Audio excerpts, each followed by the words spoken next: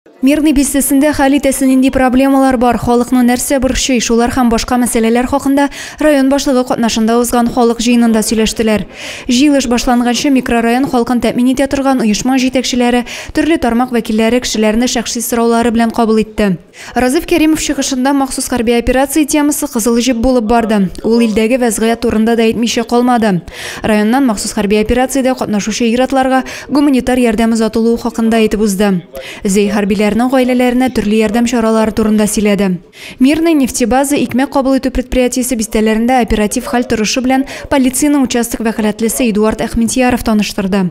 В микрорайоне Мирный нефтебаза и зарегистрировано за 12 месяцев 2023 года зарегистрировано 613 сообщений о правонарушениях и преступлениях, по которым возбуждены 22 уголовных дела, из которых раскрыто 9.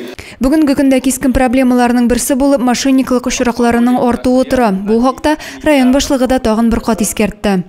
За 2023 год таким образом обманули россиян на 9 миллиардов рублей. Из них 2 миллиарда это татарстанцы обманулись. Из них заинцы обманулись на 39 миллионов рублей.